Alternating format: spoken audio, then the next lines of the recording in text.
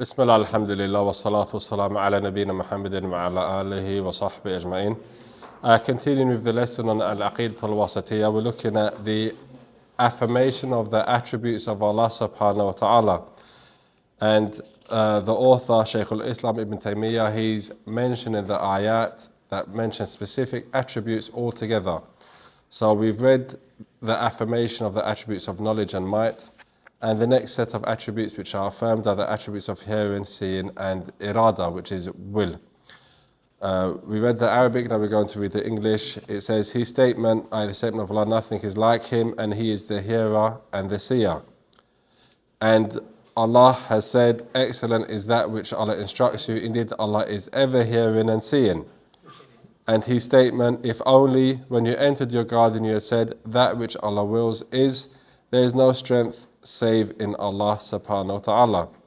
And His statement, if Allah had so willed it, those who followed after them would not have fought one with the other after clear proofs had come unto them, but they differed, some of them believing and some of them disbelieving. If Allah had so willed it, they would not have fought one with the other, but Allah does what He wills. And His statement, the beast of cattle is made lawful unto you, except that which is announced unto you, of hunting being unlawful to you, of hunting being unlawful when you are on pilgrimage. Indeed, Allah ordains that which He wills.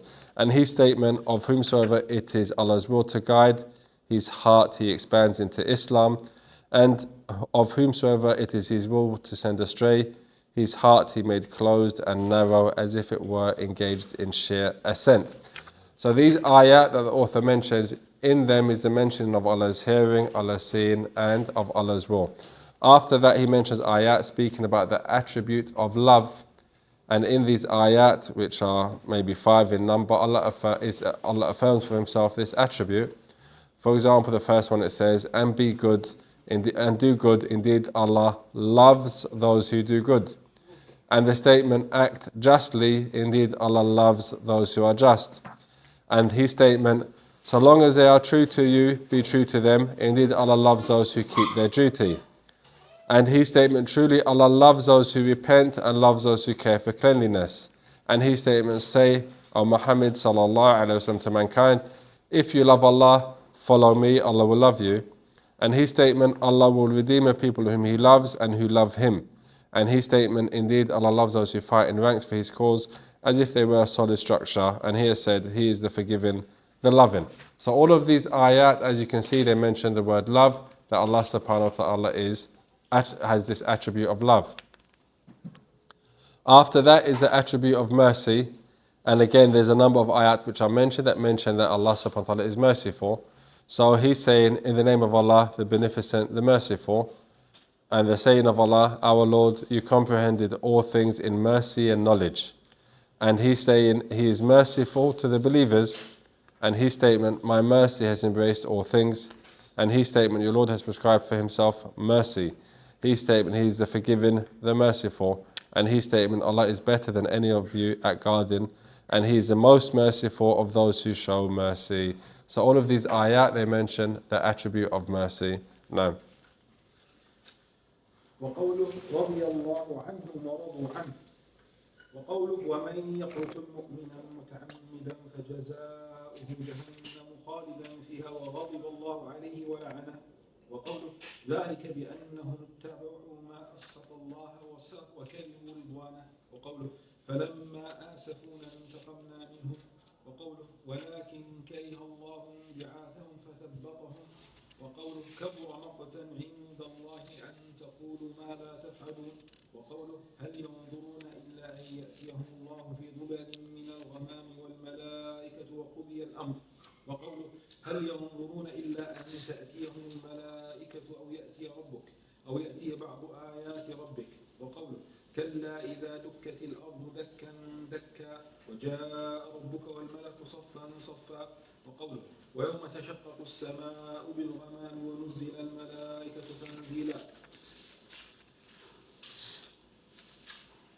وقوله ويبقى وجه ربك ذو الجلال والإكرام وقوله كل شيء هالك إلا وجهه وقوله ما منعك أن تسجد لما خلقت بيدي وقالت اليهود يد الله مغلولة غلت أيديهم ولعنوا بما قالوا بل يداه مبسوطتان ينفق كيف يشاء. وقوله واصبر لحكم ربك فإنك بأعيننا. وقوله وحملناه على ذات ألواح ودسر تجري بأعيننا جزاء لمن كان كفر. وقوله وألقيت عليك محبة مني ولتصنع على عيني. وقوله قد سمع الله قول التي تجادلك في زوجها وتشتكي إلى الله والله يسمع تحاوركما إن الله سميع بصير. وقوله لقد سمع الله قول الذين قالوا إن الله فقير ونحن أغنياء. وقوله أم يحسبون أنا لا نسمع سرهم ونجواهم بلى ورسلنا لديهم يكتبون. وقوله إنني معكما أسمع وأرى.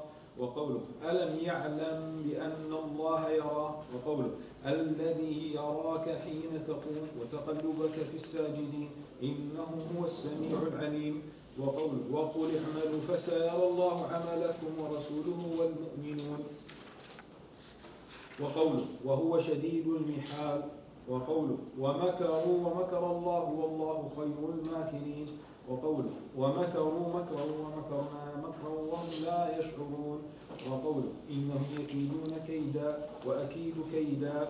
وقوله إن تبدوا خيرا أو تخفوه أو تعفو عن سوء فإن الله كان عفوا قديرا. وقوله وليعفوا وليصفحوا ألا تحبون أن يغفر الله لكم والله غفور رحيم. وقوله ولله العزة ولرسوله وللمؤمنين. وقوله عن إبليس فبعزتك لأغوينهم أجمعين. وقوله تبارك اسم ربك ذي الجلال والإكرام. وقوله فاعبده واصطبر لعبادته هل تعلم له سميا. وقوله ولم يكن له كفوا أحد. No. Here we continue mentioning attributes of Allah subhanahu wa ta'ala, and the Shaykh al-Islam ibn Taymiyyah wa rahmatullahi alayh, he mentions a number of ayat that mention and affirm specific attributes. So relates to the attributes of pleasure, i.e. that Allah subhanahu wa ta'ala is pleased, anger, and that Allah subhanahu wa ta'ala gets angry, becomes angry, and that Allah subhanahu wa ta'ala comes, i.e. his statement, Allah takes pleasure in them and they in him, Al-Ma'idah. And the saying of Allah, whoever slays a believer intentionally, his reward is hellfire forever. Allah's anger is against him and he has cursed him. So that mentions the word وَغَضِبَ اللَّهُ عَلَيْهِ وَلَعْنَهُ غَضِبَ, that shows anger.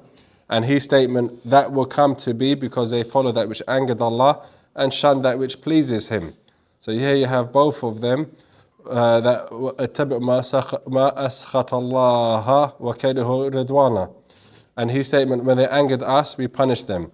And the statement of Allah, but Allah was averse to their being sent forth and held them back. And the statement of Allah, it is most hateful in the sight of Allah that you say that which you do not do. And the saying of Allah, will they wait until Allah comes to them in canopies of clouds with the angels? Then the case will have already been judged. This speaks about the coming of Allah. His statement, are they waiting to see if the angels come to them, or your Lord himself, or some of the signs of your Lord? That day, signs of your Lord will come. And his statement, no, when the earth is pounded to powder, and then your Lord will come, and the angels will come, rank upon rank. And his statement, a day will come when the heaven and the clouds will be rent asunder, and the angels will be sent down in a grand descent. So, this mentions 3 verses. The next set of ayah speak about the attributes of face and hand. He's saying, only the face of your Lord, the mighty, and glory will remain. And his statement, everything will perish save his face. And his statement, what kept you from falling prostrate before that which I have created with my hands? And his statement, the Jews said, Allah's hand is tied, may their hands be tied, and may they be accursed for blasphemy they utter. Rather, both his hands are widely outstretched. He gives and spends as he pleases. After that, the next set of ayat speak about the attributes or affirm the attributes of eyes, seeing, and hearing. Right? Of seeing and hearing. The previous ayat also mentioned as-sami' al-basir. That's sight and hearing. Here the action of seeing and the action of hearing is mentioned, the verb, not the noun, all right, in these ayat. So it says, wait patiently for the command of your Lord, for verily you are in our eyes. His statement, we carried him on the ark made of planks and nails, it floats under our eyes as a reward for him who was rejected. And his statement, and I have maintained you with my love that you might be raised under my eye. And his statement, Allah has indeed heard her who argued with you concerning her husband. So here the word heard is used, right? Allah has indeed heard her who argued with you concerning her husband and who complained unto Allah. Allah hears the argument between both of you. Indeed Allah is hearer and seer.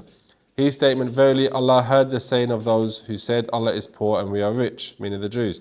And his statement, that's what the Jews said. And his statement, do they think that we do not hear their secrets and their private counsels? Indeed we do, and our messengers are by them to record all. And his statement, indeed I will be with you, Musa and Harun. This is referring to the hearing and seeing. And his statement, is he then unaware that Allah sees?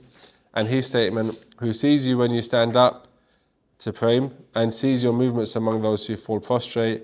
Indeed he and only he is the hearer and the knower.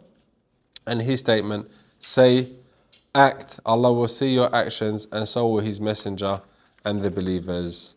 After that, the next set of ayat, which are 3 or 4 ayat, mention attributes of power and attributes of planning. Right? His statement, he's in his power supreme. Right? وَهُوَ شَدِيدُ الْمِحَالِ. And he's saying, they, i.e. the unbelievers, they plotted and planned, and Allah planned too. Allah is the best of planners. And his statement, so they devised a plot, and we devised a plot while they perceived not. And his statement, indeed, they devised a plot against you, O Muhammad, and I devised a plot against them. This word makar, plot, it means to cause harm with an action that a person thought was beneficial. And it's divided into 2 types, praiseworthy and blameworthy. Praiseworthy is when they are deserving of it, and blameworthy is when they are not deserving of it. In the second case, i.e. the blameworthy case, is considered deceit, and this is negated from Allah subhanahu wa ta'ala. Which is why it's always, whenever the word makr is mentioned, it's in response to their plot. So it's from perfection, not from deficiency. After that, it mentions attributes of forgiveness and might. The next set of ayat, which are 5 in number, affirm for Allah the attributes of forgiveness, and some of them affirm for Allah the attributes of might. His statement, if you do good openly or conceal it, or if you forgive evil, indeed Allah is forgiving and powerful. And his statement, let them forgive and disregard. Do you not wish that Allah forgives you? Allah is forgiving, merciful. And his statement, and the might belongs to Allah and to his messenger. And his statement about Iblis, Iblis said, then by your might I will lead all of them astray. And his statement, blessed be the name of your Lord, full of majesty and honor.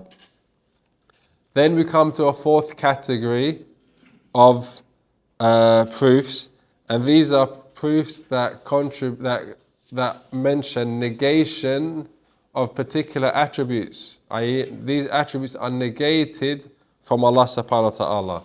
No.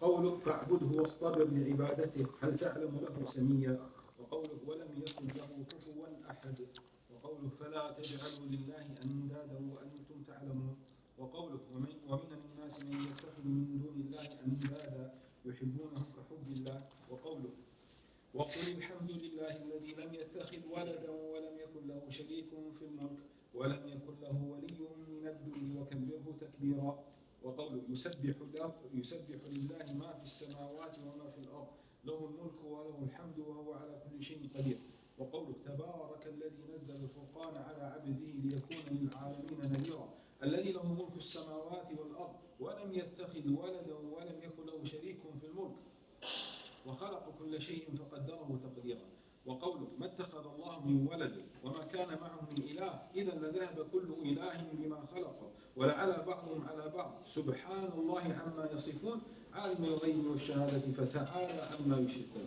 وقوله فلا تضربوا لله الأمثال إن الله يعلم وأنتم لا تعلمون. وقوله قل إنما حرم ربي الفواحش ما ظهر منها وما بطن والإثم والبغي بغير الحق وأن تشركوا بالله ما لم ينزل به سلطانا وأن تقولوا على الله ما لا تعلمون. Now, these set of attributes, we're going to read for it. They're attributes of the oneness of Allah in the sense that everything that's negated is polytheism and deficiency from Allah subhanahu wa ta'ala. So it affirms the perfection of Allah's oneness. If you notice, all of these ayat, it mentions la or lam, la or lam. Why? Because it's negating attributes from Allah subhanahu wa ta'ala. His statement, there is none comparable to Him. His statement, do not set up rivals to Allah when you know the truth. I do not. His statement, yet there are some people who take rivals to Allah, loving them with the love like they love Allah, but those who believe overflow with their love of Allah. His statement, say, praise be to Allah, who begets no son, who has no partner in His dominion, and who needs none to protect Him from humiliation, and magnify Him with all magnificence. And His statement, all that is in the heavens and all that is on the earth glorifies Allah. To Him belongs dominion, to Him belongs praise, He is able to do all things. And His statement, blessed is He who sent down the criterion Al-Furqan to His servant Muhammad, that he may warn all creatures. He to whom belongs the dominion of the heavens and the earth, no son has He begotten, nor has He any partner in His dominion. It is He who created all things and ordered them in due proportions. And His statement, Allah did not beget a son, nor is there any God along with Him. Otherwise, each God would have taken away what He had created, and some of them would have lorded over others. May Allah be glorified above all that they allege. He knows what is hidden and what is exposed. May He be exalted over all that they ascribe as partners to Him. And His statement, do not invent similitudes for Allah. Indeed, Allah knows and you know not. And His statement, say, my Lord forbids only indecencies, whether open or secret, sin and wrongful oppression. You're associating with Allah that for which no revelation has been given, and you're saying things about Allah of which you have no knowledge. The next set of verses that the author is going to mention are, again, verses, he's going back to verses which affirm attributes for Allah. But the difference between these verses and the ones that came before is that these are the verses where you find different groups and sects have gone astray. Allah's ulu, Allah's highness, the attribute of Allah's omnipresence, i.e., and Allah's ma'iyyah, and the attributes of kalam Allah subhanahu wa ta'ala. These are the attributes where you're going to find that different groups have gone astray in these attributes. So he leaves them till the end. Because when he mentions them at the end, it gives them more significance in the mind of the reader, and also it's closer to where he refutes and rebuts these deviations of the various groups and sects. Naam Shaykh. Accurate translation سبحانه glorified في العرب يقولون سبحانه معناته تنزيه الله عن that's the best translation there at the moment, if you have to translate it. But some words it's better to leave them in Arabic anyway, right? Because when you say subhana, glorified is ta'zim. سبحانه تنزيه الله عن لكن إذا قلت مثلا إذا so when you say, for example, we say subhanallah, then what does it mean? the goal. Yeah, what's the goal? The goal is when you say subhanallah, the meaning when you're saying that is that Allah subhanahu wa ta'ala is free of any type of deficiency or defect, right? i.e. Allah is glorified. That's where the word comes. But if you want to, for example, explain it, then you'd have to, okay, what does glorified mean, right? But sometimes there are some words that it's not just hard to translate, but you can't. No, because it has a perfection itself has an. It's not. Some words you keep because they have a religious undertone all the time. Glorified is religious, right? Perfection is not. It can be used in many contexts. But glory and glorification and glorified is only ever used in religious context. So you pick that word because it most fits the tone of conversation sometimes, right? Like,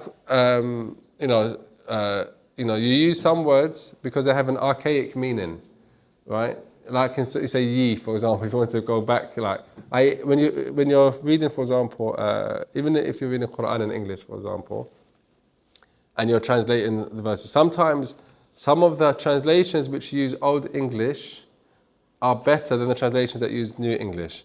Why? Because it maintains a religious undertone in the way that the speech is used, right, and stuff like that. Whereas there's a difference between normal conversation, as you know, and religious words and stuff like that. وقوله الرحمن على العرش استوى في 7 مواضع في سورة الأعراف. قوله إن ربكم الله الذي خلق السماوات والأرض في 6 أيام ثم استوى على العرش. وقال في سورة يونس عليه السلام إن ربكم الله الذي خلق السماوات والأرض في 6 أيام ثم استوى على العرش. وقال في سورة الرعد الله الذي رفع السماوات بغير عمد ترونها ثم استوى على العرش. وقال في سورة طه الرحمن على العرش استوى. وقال في سورة الفرقان ثم استوى على العرش الرحمن. وقال في سورة ألف لام ميم سجدة الله الذي خلق السماوات والأرض وما بينهما في 6 أيام ثم استوى على العرش. وقال في سورة الحديد هو الذي خلق السماوات والأرض في 6 أيام ثم استوى على العرش. وقوله إني متوفيك ورافعك إلي. وقوله بل رفعه الله إليه. وقوله إليه يصعد الكلم الطيب والعمل الصالح يرفعه. وقوله يا هامان ابن لي صرحا لعلي أبلغ أسباب السماوات فأطلع إلى إله موسى وإني لأظنه كاذبا. وقوله أأمنتم من في السماء أن يخسف بكم الأرض فإذا هي تمور أم أمنتم من في السماء أن يرسل عليكم حاصبا فستعلمون كيف نذير. وقوله هو الذي خلق السماوات والأرض في 6 أيام ثم استوى على العرش يعلم ما يلج في الأرض وما يخرج منها وما ينزل من السماء وما يخرج فيها وهو معكم أينما كنتم والله ما تعملون بصير. وقوله ما يكون من نجوى 3 إلا هو رابعهم ولا 5 إلا هو سادسهم ولا أدنى من ذلك ولا أكبر إلا هو معهم أينما كانوا ثم ينبئهم بما عملوا يوم القيامة إن الله بكل شيء عليم. وقوله لا تحزن إن الله معنا. وقوله إنني معكما أسمع وأرى. وقوله إن الله مع الذين اتقوا والذين هم محسنون. وقوله واصبروا إن الله مع الصابرين. وقوله كم من فئة قليلة غلبت فئة كثيرة بإذن الله والله مع الصابرين. وقوله ومن أصدق من الله حديثا. وقوله ومن أصدق من الله قيلا. وقوله وإذ قال الله يا عيسى ابن مريم. وقوله وتمت كلمة ربك صدقا وعدلا. وقوله وكلم الله موسى تكليما. وقوله منهم من كلم الله. وقوله ولما جاء موسى لميقاتنا وكلمه ربه. وقوله وناديناه من جانب الطور الأيمن وقربناه نجيا. وقوله وإذ نادى ربك موسى ائت القوم الظالمين. وقوله وناداهما ربهما ألم أنهكما عن تلكما الشجرة. وقوله ويوم يناديهم فيقول ماذا أجبتم المرسلين. وقوله وإن أحد من المشركين استجارك فأجبه حتى يسمع كلام الله. وقوله وقد كان فريق منهم يسمعون كلام الله ثم يحرفونه من بعد ما عقلوه وهم يعلمون. وقوله يريدون أن يبدلوا كلام الله قل لن تتبعونا كذلكم قال الله من قبل. وقوله واتل ما أوحي إليك من كتاب ربك لا مبدل لكلماته. وقوله إن هذا القرآن يقص على بني إسرائيل أشهر الذي هم فيه يختلفون. وقوله وهذا كتاب أنزلناه مبارك. وقوله لو أنزلنا هذا القرآن على جبل لرأيته خاشعا متصدعا من خشية الله. وقوله وإذا بدلنا آية مكان آية والله أعلم بما ينزل قالوا إنما أنت مفتر بل أكثرهم لا يعلمون قل نزل روح القدس من ربك بالحق ليثبت الذين آمنوا وهدى وبشرى للمسلمين. ولقد نعلم أنهم يقولون إنما يعلم بشر لسان الذي يلحدون إليه أعجمي وهذا لسان عربي مبين. وقوله وجوه يومئذ ناظرة إلى ربها ناظرة. وقوله على الأرائك ينظرون وقوله للذين أحسنوا الحسنى وزيادة وقوله لهم ما يشاءون فيها ولدينا مزيد. وهذا الباب في كتاب الله كثير من تدبر القرآن طالبا الهدى منه تبين له طريق الحق. Okay, the next group of ayat are ayat that I said affirm, that the author affirms particular attributes of Allah where there's been deviation from different groups and sects in them. And they are the following. Number one, Allah's highness. That's the first group of attributes where he mentions ayat for that. Then Allah's closeness. Right? He mentions straight after mentioning highness, he mentions closeness to show there's no contradiction between the two. Because there's no analogy with Allah and His creation. You can't make qiyas. Right? You can't make an analogy, say because in the creation closeness means the opposite of distance and distance means opposite of closeness. You can't have both at the same time. There's no analogy between the creator and the creation. So he mentions closeness straight after highness to highlight that point. Then he mentions the attribute of speech. Then he mentions the attribute of the Quran being the speech of Allah. And then after that he mentions the attribute of seeing Allah subhanahu wa ta'ala in the afterlife. As if he's saying, he closes, look what the tartib of the Shaykh, rahmatullahi alayhi, as if he closes with an ayah that shows those that are going to see Allah in the afterlife as those are the ones that affirm the attributes of Allah subhanahu wa ta'ala in this life. Those that say they won't see Allah, then they won't see Allah. Because they're deviated and misguided. For example, as if he's saying that just by the way in which he's ordered the chapters, right? So he mentions, first of all, the attribute of Allah subhanahu wa ta'ala's highness. Right? He mentions the statement, the most merciful who is above the throne established. Allah repeated this 7 times in the Quran. Affirmation of the ulu of Allah subhanahu wa ta'ala. Then his statement, verily your Lord is Allah who created the heavens and the earth in 6 days. Then he ascended the throne. His statement, verily your Lord is Allah who created the heavens and the earth in 6 days. Then he established himself on the throne. And his statement, Allah is the one who raised the heavens without any pillars that you can see. Then he mounted the throne. His statement, the beneficent one who is established on the throne. His statement, then he mounted the throne, the beneficent one. His statement, Allah created the heavens and the earth and all that is between them in 6 days. Then he mounted the throne. All these ayat, his statement, it is he who created the heavens and the earth in 6 days and he mounted the throne. Behold, Allah has said, O Jesus, I am taking you and raising you up to me. His statement, rather Allah raised him up to him. His statement, to him good words ascend and he elevates the pious deeds. His statement, O Haman, build me a tower that I may reach the roads of heavens, and that I may climb up to the God of Moses, though verily I think he, i.e. Moses, is a liar. His statement, do you feel secure that he who is in heaven will not cause you to be swallowed up by the earth when it shakes? Or do you feel secure that he who is in heaven will not send against you a wind casting down pebbles from the sky? That is that you may know the manner of my warning. His statement, it is he who created the heavens and the earth in 6 days and then established himself above the throne. He knows all that enters the earth and all that emerges therefrom and all that comes down from the sky and all that ascends therein. He is with you wherever you may be, and Allah is seer of what you do. If you look at these verses, there are 2 types. There are 3 types. The first type is information or ayat that mentions that Allah subhanahu wa ta'ala is above the throne. And the throne is higher than the rest of the creation. Right? So that means Allah is above all of the creation. The second is information that tells us that things are raised up to Allah subhanahu wa ta'ala. Right? The third, so that also points to His highness. The third is information that Allah subhanahu wa ta'ala is above the sky. And the sky in Arabic means high. So all these 3, whether it's directly saying that Allah is above His throne, or that deeds are raised up to Allah, or that Allah is above the sky, all of these show ulu of Allah subhanahu wa ta'ala, right? It shows the highness of Allah. The second set of verses speak about Allah's closeness or His omnipresence. He's saying there's no secret conference of 3, but He is their 4th, nor of 5, but He is their 6th, nor of less or more, but He is with them wherever they be. And afterward, on the day of resurrection, He will inform them of what they did. Indeed, Allah is the knower of all things. And his statement addressing Abu Bakr in the cave during the Hijrah, grieve not, indeed Allah is with us. This speaks about ma'iyyah, i.e. closeness of Allah, right? His statement, indeed I will be with you, hearing and seeing. His statement, indeed Allah is with those who protect themselves and with those who do good. And his statement, be patient and persevering, for Allah is with those who patiently persevere. And his statement, how often a small company overcame a big one by Allah's help. Allah is with those who are steadfastly persevere.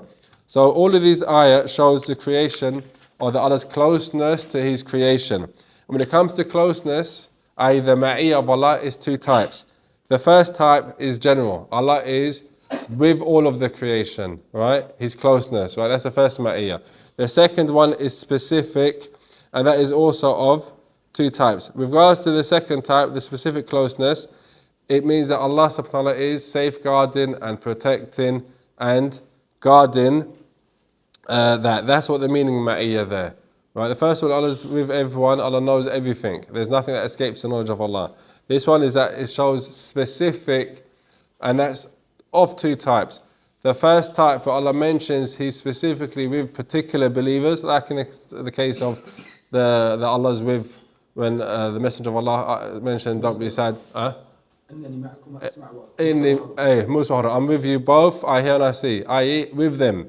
And then that's specific to Musa and Harun there. And then there's the ma'iyyah which is mentioned by description and attribute. Allah is with those who patiently persevere. So everyone who patiently perseveres has a special help and assistance from Allah subhanahu wa ta'ala. Right, so anyone who has that particular attribute. So that's as it pertains to the ma'iyyah of Allah. After that is the attribute of speech. And here there's a number of ayat which are mentioned that speak about the speech of Allah. Like His statement, whose words can be truer than Allah's? His statement, whose utterance can be truer than Allah's utterance? His statement, when Allah said, O Jesus, son of Mary. His statement, perfected is the word of your Lord in truth and justice, i.e. the word of your Lord, when He said, right? His statement to Moses, Allah spoke directly.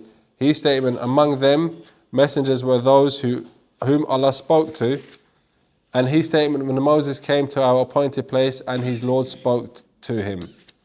And His statement addressing Musa, we called him from the right side of At-Tur and made him draw near to us for communion. His statement, when your Lord called Moses, go unto the wrongdoing folk. And His statement, and their Lord called both of them, i.e. Adam and Hawa, did not I forbid that tree and tell you, lo, Satan is an open enemy to you, right? His statement, on the day He will call unto them and say, where are my partners who you fabricated? His statement, on the day He will call unto them and say, what answer gave you to the messengers? So here in all of these ayat, what's mentioned? The word call and speak, right? Then the next set of ayat speak about the Quran being the speech of Allah. So He mentions a number of ayat that speaks about the Quran being the speech of Allah. And the purpose of mentioning that Allah speaks is to affirm the Quran is the speech of Allah. Because you have those that negate that the Quran is the speech of Allah because they negate that Allah speaks. Is that understood? They negate that Allah speaks, so they negate that the Quran is the speech of Allah. So He mentions that Allah speaks, and then He mentions the Quran is the speech of Allah afterwards. The evidence that's used in these two verses are two types. i.e. the istidlal is two types. Either explicit or implicit. The explicit one is where it mentions that the Quran is the speech of Allah.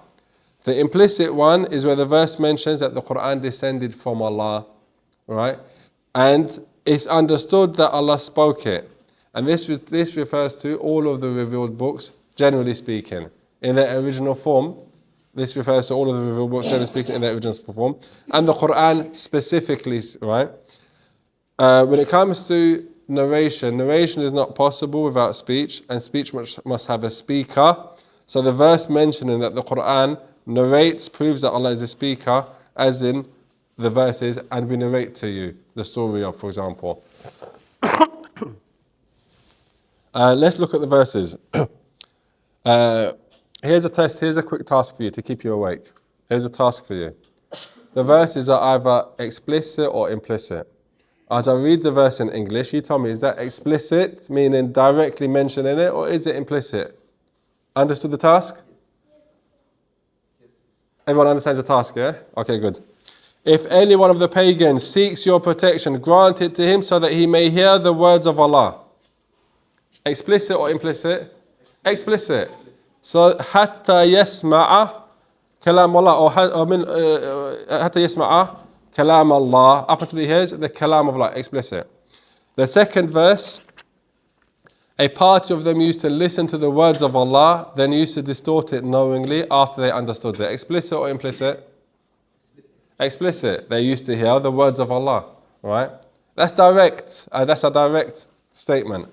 His statement, they wish to change Allah's words. Say, you shall not follow us. Thus Allah said beforehand. Explicit again. His statement, recite what has been revealed to you of the book of your Lord. None can change his words. Explicit. I.e., anytime it mentions his words, that's explicit. Allah's words, right? His statement, verily this Quran narrates unto the children of Israel most of the matters which they dispute. Implicit. This Quran narrates. Okay? If there's a narrator, somebody has to have spoken it first, right?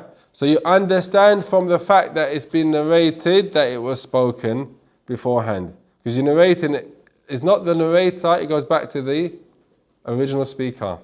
Okay, his statement, verily this is a blessed book which we have sent down. Implicit. It doesn't mention words. It mentions this blessed book we have sent down. Okay, so it comes down. Had we sent down this Quran to a mountain, you verily would have seen it humbled and rent asunder for fear of Allah. Implicit again, right? We sent it down. His statement, when we substitute one verse for another and Allah knows best what He reveals, they say you are but a fabricator, but most of them know not. Say, the trustworthy spirit, i.e. Jibril, has brought it from your Lord in truth in order to strengthen those who believe and as guidance and good tidings for Muslims. We know well what they say, it is a man who teaches him. The language of him they falsely point to is notably foreign, while this is an Quran in Arabic, pure and clear. My question to you is twofold now. Is it implicit or explicit? And the second question is, what part of the verse are we concerned with for this topic? Because it's a long verse. What part is the shahid? What part is the point of reference? Why Shaykh al-Islam Ibn Taymiyyah rahmatullah put this verse in this chapter?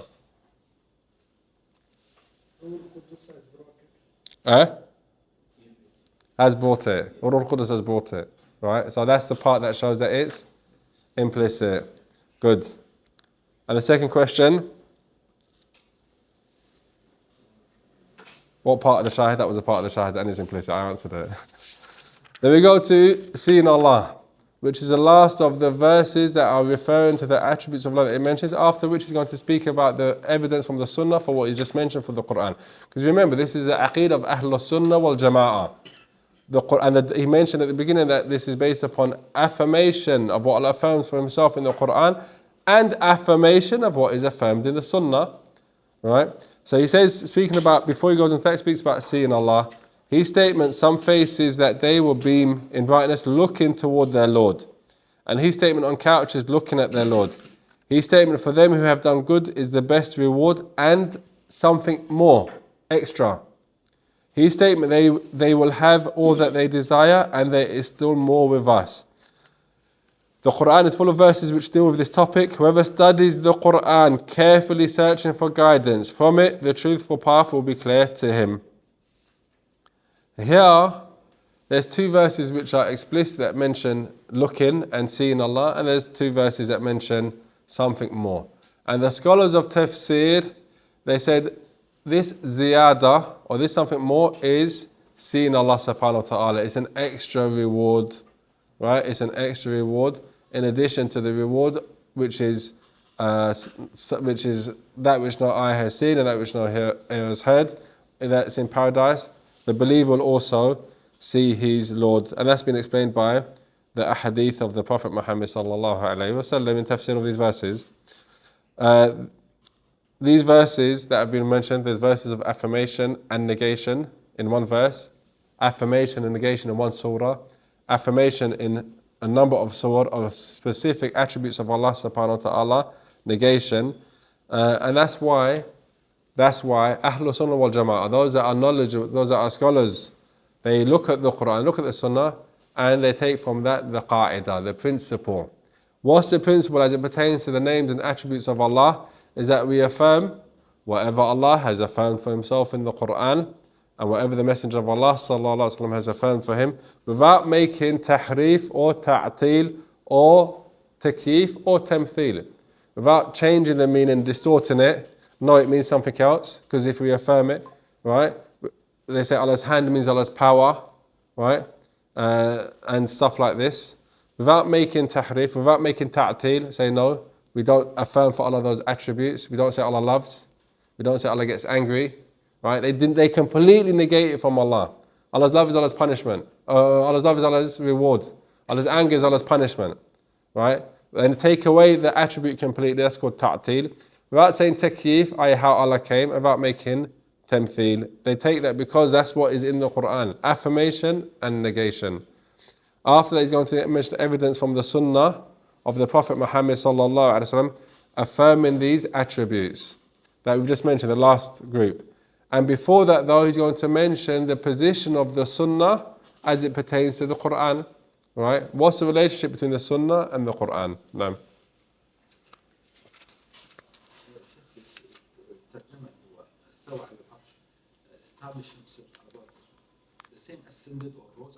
Yeah, rose above, ascended, established himself. The thing is, the problem is sometimes when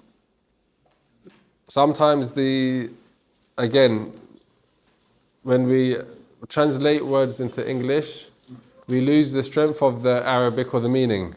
You lose something of meaning in translation, which is why we always say, and everyone knows, the Quran cannot be translated because it's the speech of Allah. Right? You can't translate the speech of Allah. Right? And in the past, some scholars, they used to dislike that the Quran would be translated because it would mean what? People don't learn the Arabic. That's the end result of translating the Quran. People don't learn Arabic, they depend upon the translation.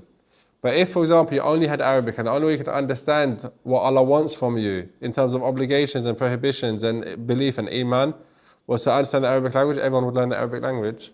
Right? You'd have to.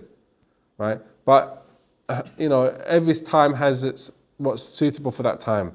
And for our time, with the spread of Islam in many different continents, in many different places, different languages, and the weakness, then the translation is needed. But you can't depend upon the translation. What do they say the translation? It's not a translation of the Quran, because you can't translate the speech of Allah. It's a translation of the meaning of the Quran. You have to add that. A translation of the meaning of the Quran. And that's it. Right? So it's important that we always remember that unless and until we enrich ourselves with knowledge of the Arabic language, we are going to be somewhat distant from the speech of Allah. Not just once, but twice. Why twice? It's a translation of the meaning. So number one is a translation, and number two is only the meaning. Does it mean ascended? Does it mean rose? Does it mean, right? It's a translation of the meaning. One of the exercises I do with my students at the college sometimes, and just a quick side note, just to highlight how far you are from the correct understanding, or how far you could be from the correct understanding if you're only reading English. I bring up 7 translations of the meaning of the Quran side by side of a particular ayah, to show the variation in translation. Number one, they pick one word over another word. Those 2 words have different meanings in English. And also to show the ideology of the translator that he's injected into his translation. You have translations by Qadianis, you have translations by Shi, you have translations by Sufis, you have translations by Ash'aris, you have translations by Salafis. Every sect they have a translation of the Quran almost. You have loads of translations. Ikhwanis have translations. When you read the translation, don't think that it's devoid of the bias of the translator, meaning the ideology and the aqeedah of the translator. If you read the translation of Yusuf Ali, his own aqeedah is in there. He's going to negate the sifat of Allah because he's Ash'ari. The translation of a Sufi is going to distort the meaning of Ma'iyya, right, to mean ittihad or something like this.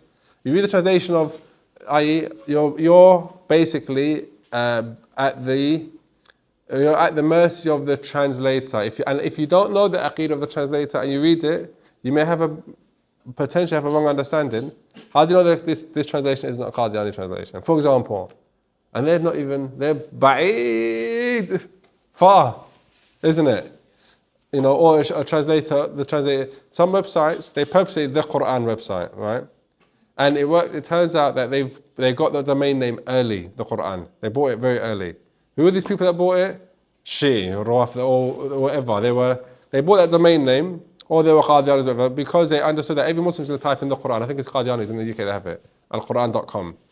They bought that name because they realized every Muslim, they'll type in the Quran because they want the Quran. But what they're going to get is, and open up a door to Qadianism, for example, right? That's what they're going to get. So that's how they get people to give dawah. So anyway, what's the point? The point is that it's important for every single Muslim, and it might take a long time, it's not a short time, to be on a journey learning Arabic language, right? Not to stop, to be consistent, and to keep going. And inshallah, you're going to see the fruits of it after a couple of years, 3 years, 4 years. It's not something that happens in 1 month or 2 months. It'll take 2 years or 3 years. But I guarantee you, as long as you're consistent, even if you're doing a small amount, 2 hours a week, 3 hours a week, you have a private tutor, maybe 1-to-1, right, for 2 hours, because you have to be flexible, you've got work, you've got commitments. I guarantee you, over the space of 3 years, you're going to start to appreciate or see the result. It's like this. You think you haven't done anything, and then all of a sudden a light comes on. And all of a sudden you start to understand lots, right? But it took a long time before you got to that stage, right? So because of that, people usually stop after 3 months, 6 months, 12 months. Okay, no, I'm still not there. Let me start something else. If they only continued another 6 months or 8 months, it would have been that light bulb moment where it all starts to make sense. In any case, inshallah, the Arabic's important to have a correct understanding. Now, okay, we're going to stop for salah, inshallah, and come back afterwards.